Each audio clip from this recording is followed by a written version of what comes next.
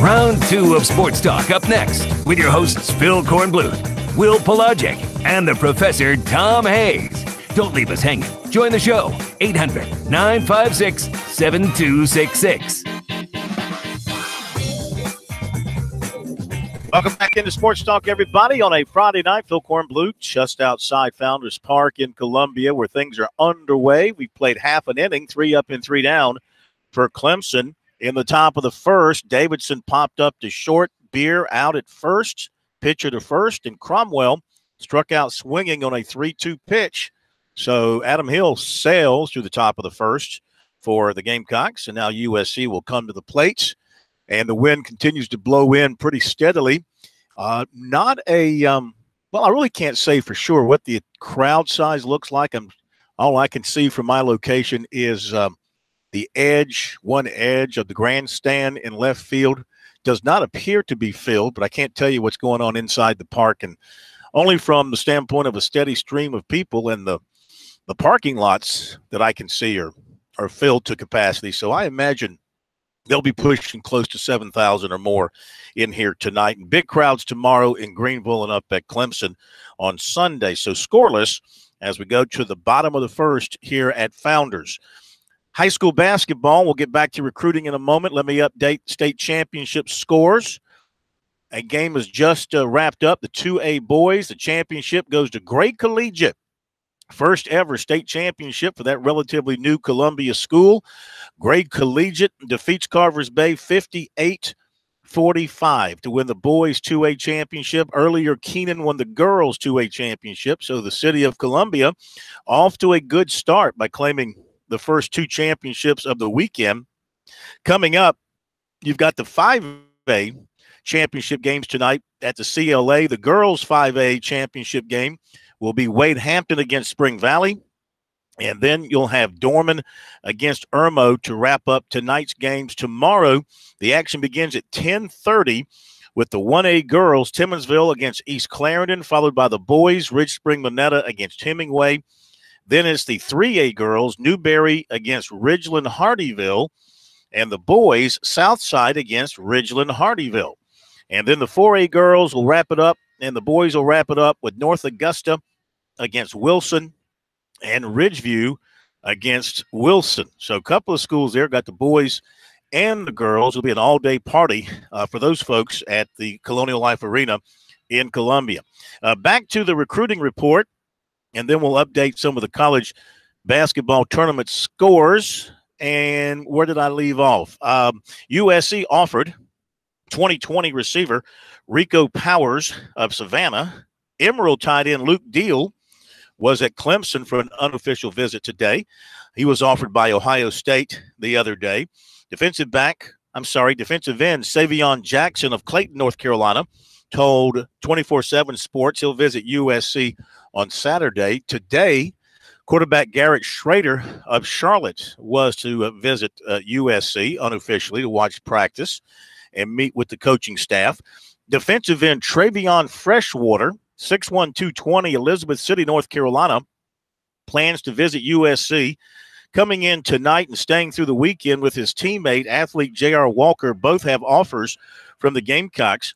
Freshwater is a sacking machine, 27 sacks last season. According to Max Preps, that was the 6th highest figure in the country. Plus, he had 150 total tackles. His favorite 3 right now, USC, Virginia Tech, and NC State. And he's very interested, of course, in South Carolina, being heavily recruited by the Gamecocks. He visited there last year. He was at East Carolina Wednesday. He's also been to Wake Forest. He plans to visit Virginia Tech March 17th and NC State for its spring game in April, if not sooner. Offensive lineman Caden Wallace of Princeton, New Jersey. Of course, he has strong ties to the state. He was born in South Carolina before moving to Georgia and then to New Jersey. He's got family in Greenville and in Gray Court. Clemson and USC have offered. And right now he says he just feels a bit more comfortable with Clemson between those two. He says it's just, for him in his eyes, it's just different, Clemson, compared to South Carolina. He said he just looks at them differently. He talks to Robbie Caldwell, the offensive line coach at Clemson, he said practically every day they're building a great relationship. But he's also in touch with USC, and the Gamecocks are still on his short list. He talks to Wolford and Muschamp quite a bit as well. He visited Penn State in early February, does not have any other visits planned right now. Wants to take a couple of officials in April. He said other schools he is serious about at this time are Penn State, Oklahoma, and Stanford. And in baseball, Hammond outfielder Reese Holbrook, that's the son of former USC coach, current College of Charleston coach Chad Holbrook. He committed to North Carolina, his dad's alma mater, for the 2021 class. He's a great story. You might recall as a young child, he contracted leukemia. He overcame that, obviously. Chad Holbrook and his family, while in Columbia and still while they're down in Charleston, started his foundation and worked tirelessly to raise money for, I guess you would say, agencies or for efforts to fight children's diseases and things of that nature, including leukemia. So it's a great story to hear that young man has overcome that and reached the point where he's a good enough player to get an offer from North Carolina. All right, there you go with recruiting for now. Don't forget to check it out over the weekend on our website, SportsTalkSC.com, and on Twitter, use the hashtag STRecruiting to take you to all our recruiting information. Updating things inside Founders Park. The Gamecocks went down in order in the bottom of the first. Hopkins striking out swinging. Rowe grounded out to a shortstop. Now, where did Rowe come from? I did not see him. Was he in the original starting lineup? I guess he was at second base. Okay. Rowe grounded out to short, and Cortez grounded out to second base pro. So Hennessy, much like his counterpart from USC, had a very simple and easy 1-2-3 in the bottom of the first. Yeah, these are the aces, and they've shown that they can really shut down offenses, at least in the small sample size we have. Speaking of shutting down offenses late, the Citadel had to hold on to win, but they advanced in the Southern Conference basketball tournament, 78-70 over VMI. They had about a 14-point lead midway through the second half. VMI shaved at the 3 in the last 2 minutes, but the Citadel stretches out the lead and win that game 78-70. Also, just entering the second half in the Big South tournament, Winthrop has a 1-point lead over Radford in that ball game, and very early, the USC women leading Tennessee 9-3. The irony in this game, Phil, is the fact that this is the third game that South Carolina would have played Tennessee winning the first 2 games, and all games Asia Wilson has not played in. That is true. And that is true. Interesting. That is unfortunate for USC, and they lost both of those games. And, of course, the last time they played a game was without Asia Wilson, and they got steamrolled. That was at Tennessee just the other day. So they got steamrolled there, but they're off to a good start. We'll see if they can keep it going. The funny thing about the Citadel, of course, we had Coach Balcom on with us not too long ago, and we talked about them being a tough out in the tournament. Now, this is a VMI team that not too long ago beat them soundly in Charleston. So now they turn around and beat his team, his former team, in the tournament when it matters really the most. He's got to be very pleased about that. That's a good win for the Citadel as they continue to make progress under his watch. Now, tomorrow, Clemson will be up at Syracuse, where it appears to be extremely cold, all of New York State being hit hard by that nor'easter. And I saw a picture of the Tigers deplaning, and they looked all bundled up, and they'll be in the Carrier Dome. A huge game for Clemson, coming off their 11th ACC win the other night. That's a school record. They've got a chance to clinch a spot in the top 4 in the league and get the double bye into Thursday's quarterfinals of the tournament. That is so big if you want to win the tournament. And also, of course, right now they are a number 5 seed by most of the experts plotting the NCAA tournament. Their RPI is 8. So their RPI is much better than what they're being given as far as Lenardi and people like that are concerned. But a big chance for them up at Syracuse to get a quality road win. Be right back.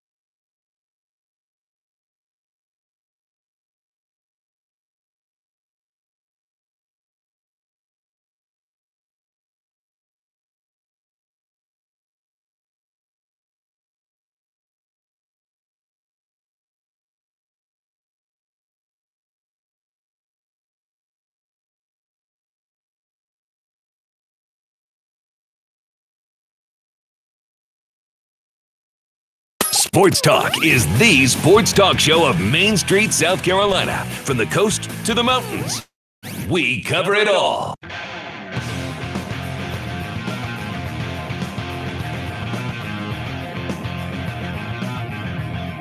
Back we are. Sports Talk, South Carolina Radio Network, here on a Friday night, located just outside the ballpark here in Columbia, Founders Park, for Game 1 of USC and Clemson. An update in just a moment. We want to remind you to check out foundersfcu.com and learn how they can assist you in all of your financial needs. So we go to the bottom of the second, and Adam Hill, tell you right now, the guy is in a pitcher's zone pro. He strikes out the side in the top of the second. That is 4 strikeouts in the game for him. You go back to his last outing last Friday. That's 18 strikeouts for him in his last 2 outings, and this one, of course, is still ongoing. So he's just in that zone right now. His stuff must just be nasty out there. Well, maybe, what is that old Rolling Stone song? You don't always get what you want, but sometimes you get what you need. I think probably that slap in the face in that opening game against VMI still sticks in his craw, and he's bringing that to the mound with him. Perhaps. So far, 4 strikeouts in 2 innings, 26 total pitches for him, 17 for strikes. So he is very, very sharp. But you know what? Jacob Hennessy is, doing his thing on the other side of the ledger for Clemson. He's on the mound right now.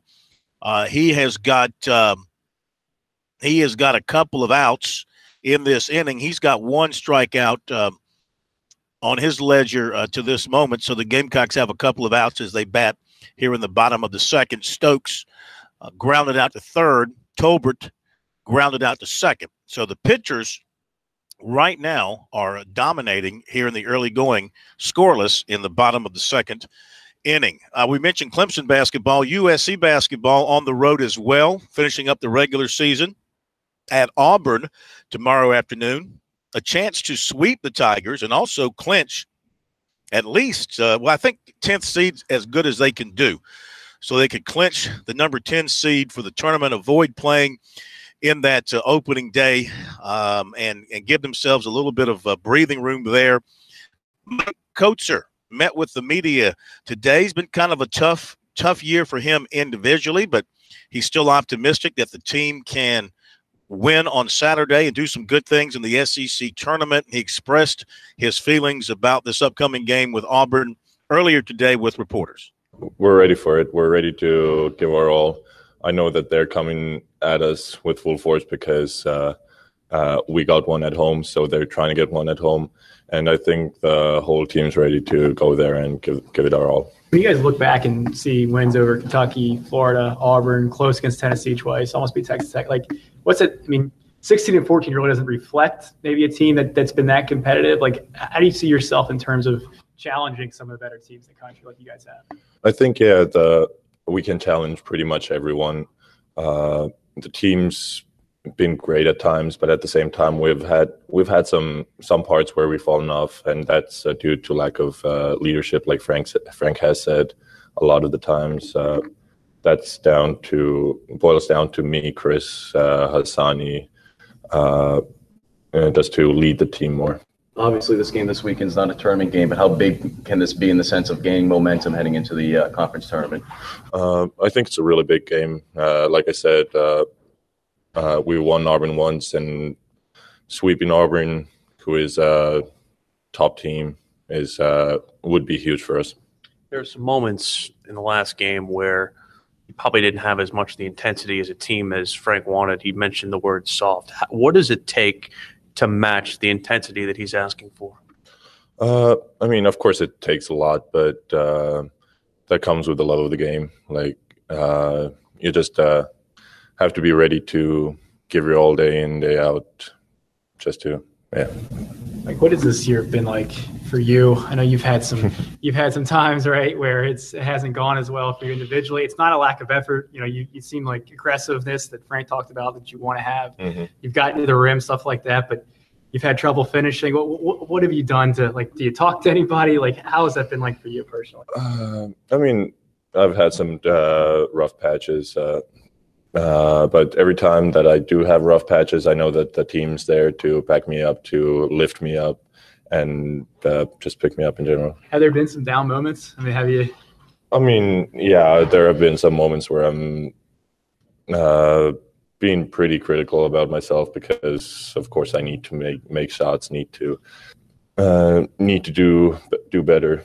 I know Chris had probably what Frank characterized as a rough practice going into Wednesday. Have you done much, or what have you done to try and kind of pick him up and make sure that he's on point come tomorrow? Everyone has rough practices sometimes, and when we see someone having a rough practice, we're always there to pick him up, to try to just challenge him in practice, and then also like positively lift him up as well.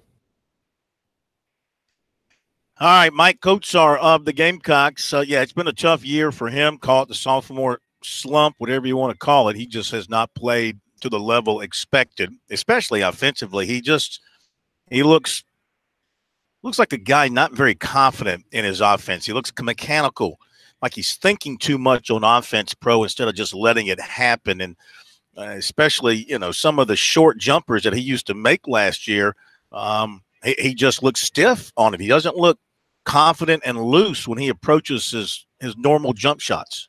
The worst thing a shooter can do is start aiming the ball. It's a physical type of rhythm where the reason you shoot so many shots is because you get into your muscle memory. And if you throw away your muscle memory and just decide, let me aim the ball at the basket, it never works. It just never works. It's almost like the baseball player who doesn't swing freely and just trying to aim the barrel of the bat on the ball. It just does not work. So he has not had his rhythm, all year. And maybe he is thinking about, being on the perimeter a little bit more. But he has shown the proclivity to drive to the basket for a big man, but he doesn't do it enough. I think if he does it, a few more times, it would draw the defense in, and maybe he can find more open jumpers for the three-point shooters.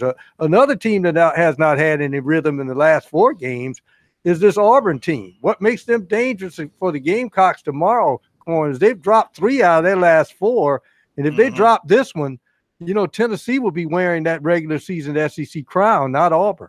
Yeah, that'd be a big disappointment for Auburn considering the kind of year that they've had, but it's hard to maintain, which makes you really appreciate some of those teams that have gone through the SEC in the past and gone undefeated or only lose one time. They've lost a couple. Tennessee's lost a couple, and you're right. It would be a disappointing finish for them, but they're going to come at South Carolina tomorrow with a lot of intensity at home. They want to nail down that number 1 seed and improve their seeding for the NCAA tournament. All right, we go to the top of the 3rd here, and again, it's dominated by the pitching, though the Gamecocks did get a base runner in the bottom of the 2nd. Cullen, he walked with 2 men out with the 2nd on a wild pitch. He was stranded as Bride grounded out to the pitcher on a 2-0 pitch. So Gamecocks got a runner to 2nd, but that was it. We go to the top of the 3rd, and it is scoreless between South Carolina and Clemson in game 1 of this 3-game series. Coming up, we're going to catch up with Monty Dutton, the full Monty on NASCAR. And today they are practicing at Las Vegas. A lot of wind at the track out in Vegas, of course, as you might imagine, out in the desert. Kyle Larson in practice today, he had the top speed early on, 190.658 in his Chevrolet, then a couple of Fords. Kevin Harvick at 190.409. Paul Menard at 190.369. Kyle Busch, 190.342, and William Byron at 190.282. We'll get the thoughts of Monty Dutton on all things NASCAR coming up in just a moment here on Sports Talk. And also, George Bryan III, we had to bump him. He asked for a later tee time because he's on the golf course somewhere.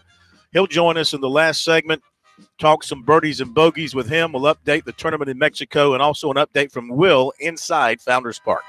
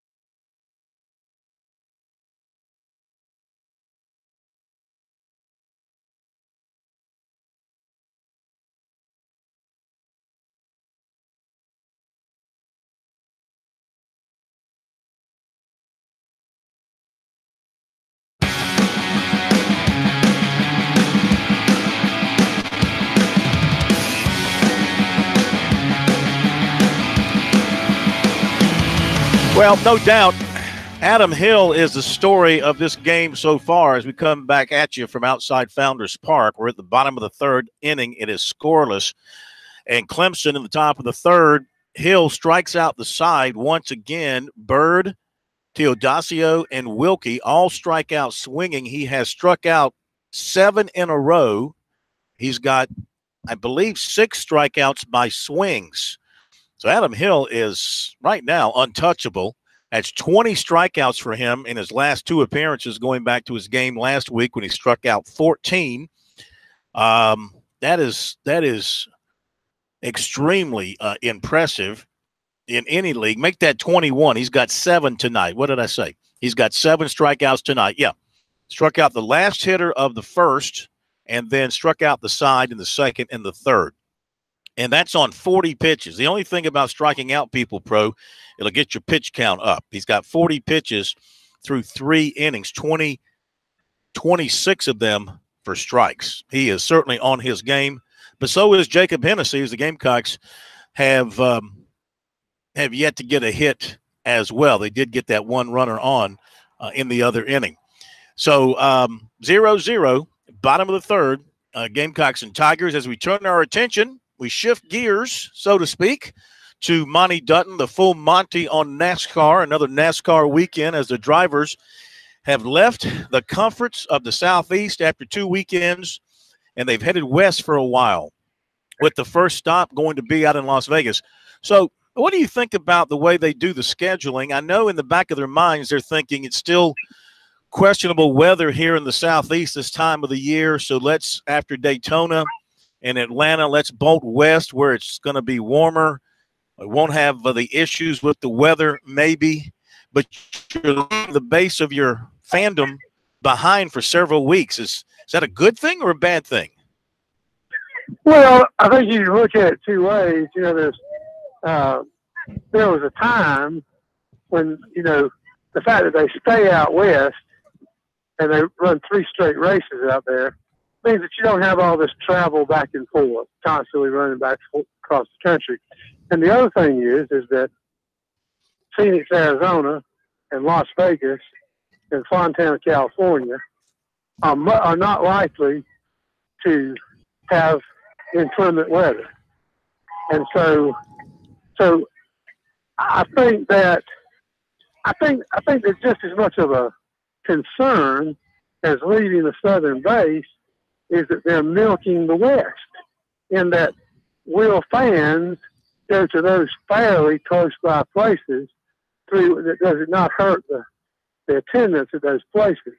But a lot of things in racing right now are based on trying to be economical, such as generic air wrenches and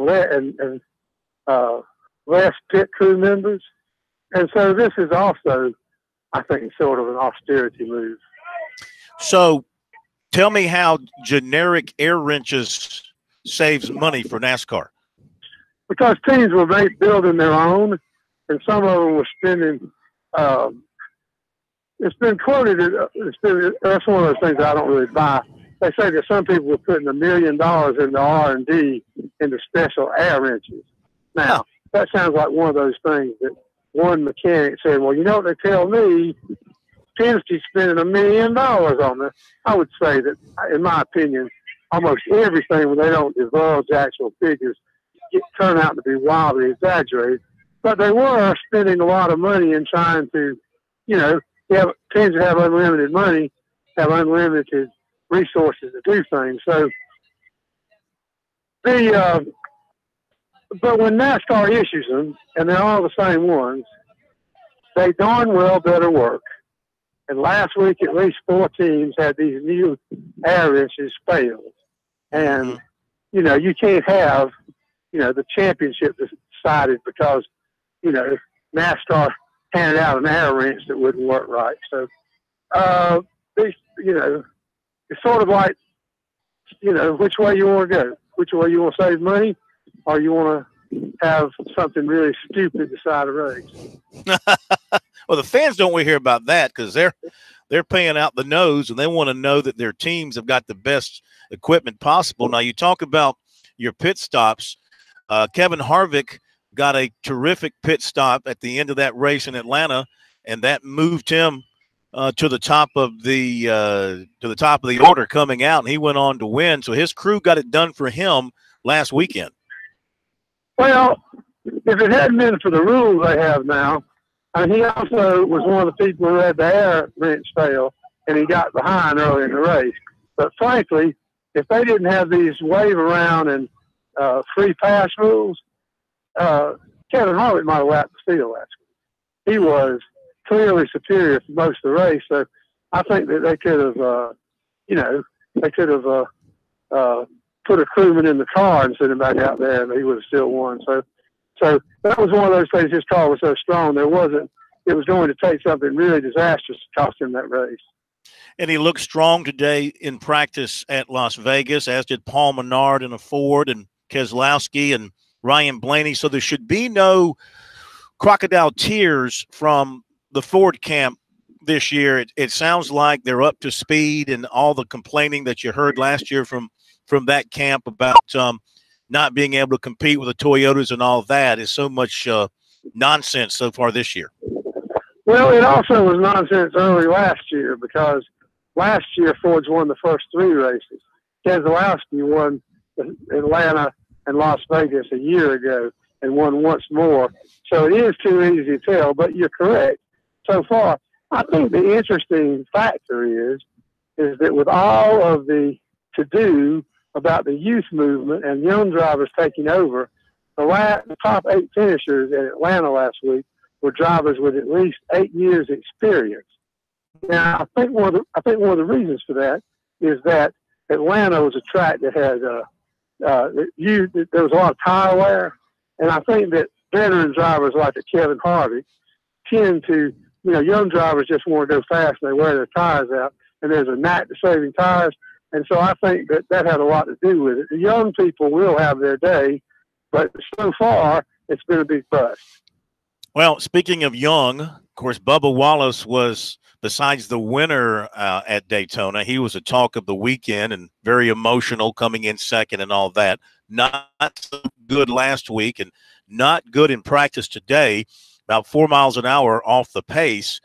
I mean, what are you hearing? Have they come back down to earth now, this Petty team? And are they going to be a back of the pack kind of a car, or can they get themselves back up towards the front here?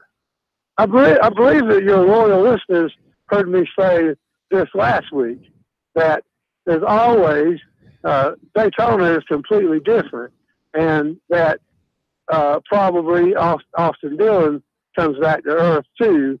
Wallace is basically using that. I mean, just because you run well at Daytona, it really doesn't have much to do with anything but 3 other races. And the RPM team, we all want them to do well, but the fact is, for quite a long time, they've been a second-tier team.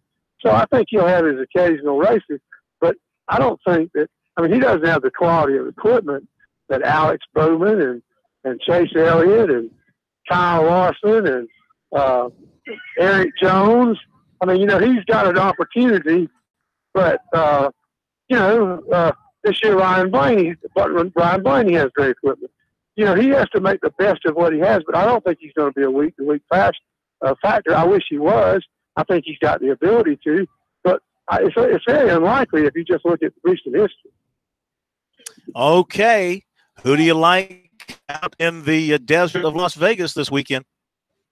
Well, they don't have the worn track in Vegas, so I'm going to go ahead and take strike 2 on Kyle Larson, who I picked last week. All right, Monty. Enjoy it. Sounds like you're at a ball game or something, and we'll talk to you next week. It's a softball game, and it's cold. Yeah, it's chilly out here, too. Thank you, Monty. Monty Dutton, the full Monty on NASCAR, updating baseball here. Top of the 4th, Clemson has its first base runner, Davidson, with a walk, and he is now on second base after stealing second.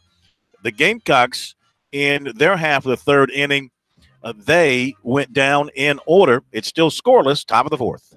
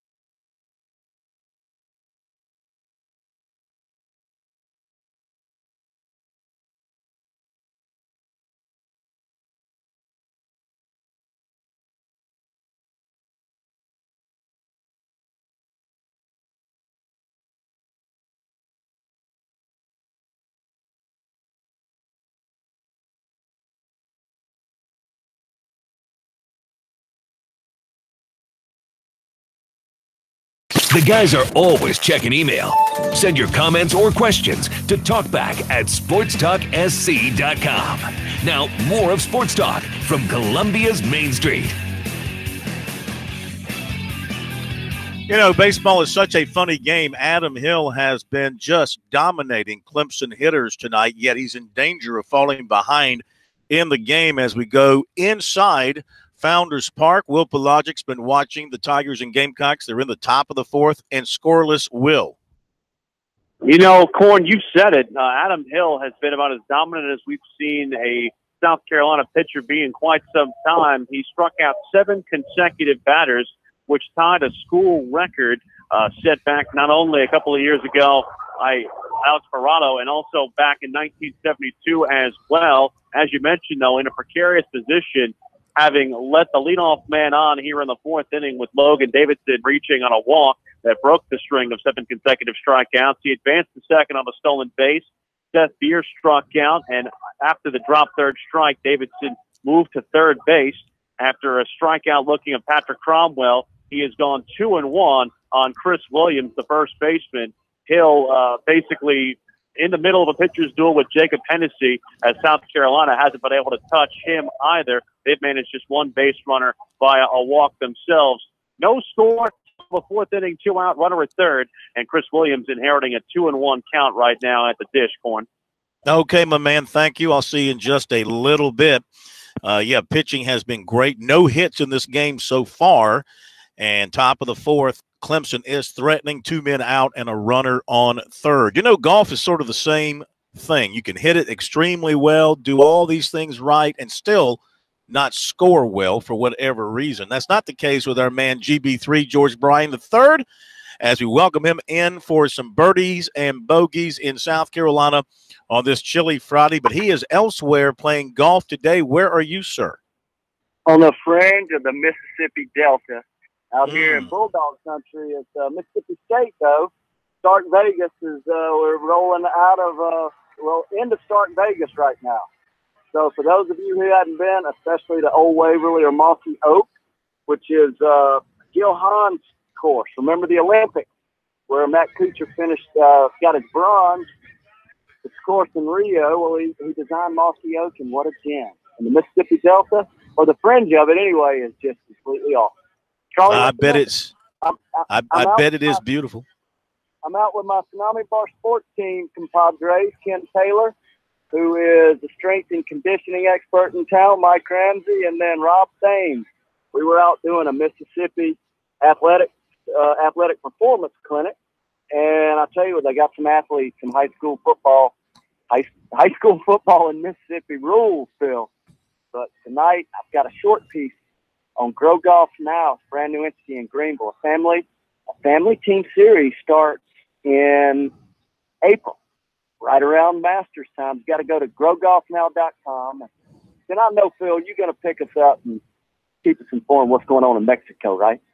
Absolutely. But tell me a bit more about this growgolfnow.com. Well, Doug Brown is a golf growing machine up in Greenville, and he has teamed with the Greenville Recreation Commission and got a brand new on the golf course format that includes families. And like today at Mossy Oak, we had a caddy and a 4 caddy, and it's a lot of fun. And so the parents play the role of caddy to their brand new players, and they learn on the golf course. Dr. Morris Pickens is involved in this program. Dr. Robert Vanderbert, a number of Dale Heflin from Bonnie Bray is involved, as is several others. David Fell, Fox Run up in the Greenville area. So what you do is go to growgolfnow.com to find out more, and it's a way to get the whole family on the golf course. Caddy for your junior, your 4 to 13-year-olds, and you learn while you're playing. It's pretty cool, Phil. Oh, it sounds like it, George. We'll talk more about that over the weeks to come. Let me update baseball. USC Clemson. Clemson does not score.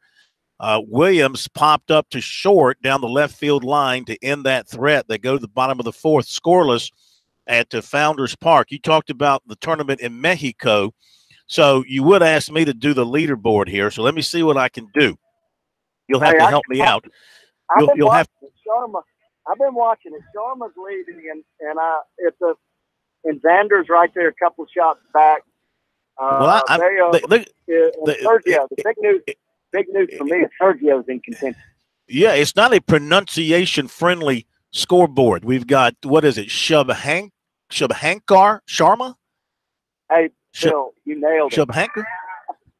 I just decided you nailed that.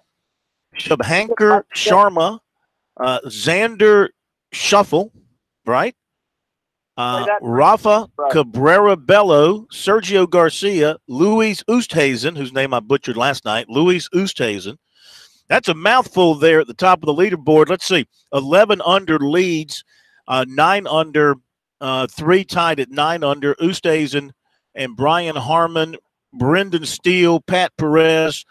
Here's Dustin Johnson. He's at 7 under after a 66. Bubba, 7 under after a 66. And let's take a look at some of the locals. Kyle Stanley, a 65. He's at 6 under. Russell Henley, a 69. He's at 4. Kevin Kisner, a 71. He's at 1 under. And the cut came in at – oh, there is no cut. There is no cut. Yeah. No cut this week. That's why Wesley was really distraught. He didn't get in. He wasn't quite in that world ranking number, but no cut, and that's a big payday in this event, even for last place.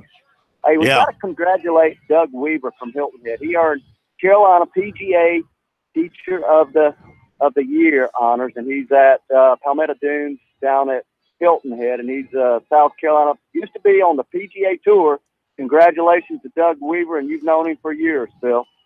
Well, indeed, and listen, we had the media golf outing at Hilton Head at Harbortown on Monday. As you know, Wesley was there. He did a fine job representing your family, representing the championship of the RBC Heritage. He was tremendous, and I got to play with a good friend of yours by the name of Kerry Corbett. Oh, Kerry, he played at Lander. Speaking of Lander, they've got a new girls program just starting up, and Lauren Stevenson's little sister just signed. But Kerry, he is awesome, completely awesome. John Farrell, the head professional there, what a great job. Can't wait in just a few weeks down the road, Phil. Hey, George, how does a guy like Kerry, he can't weigh more than 140 pounds, he can't be taller than 5'6", hit the ball 250-plus yards off the tee every time? And solid and straight.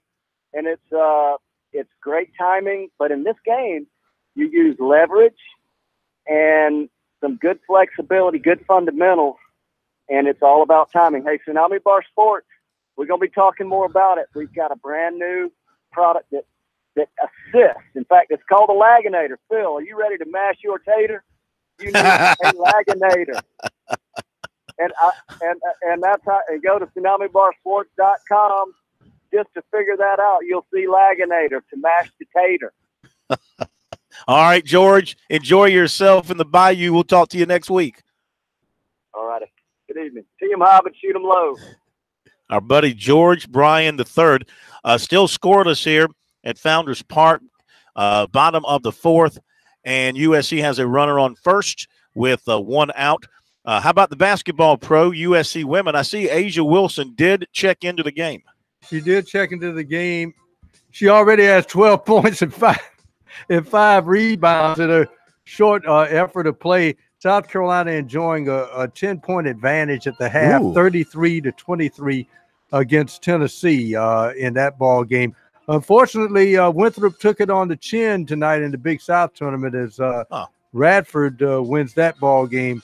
Let's see if we can check that score. Radford finally pulled it out 61-52 in that ball game. So Winthrop 19-12 on the season after that loss. All right. Be sure to follow our coverage of the Palmetto Series over the weekend. Will is in there tweeting tonight. We'll have post-game coverage. SportsTalkSC.com on Twitter at SportsTalkSC. And, of course, through the weekend. Thanks to Brian Leonard for a phenomenal job holding everything together tonight. And thank you, Pro. Everybody have a great weekend. We'll see you Monday night here on Sports Talk.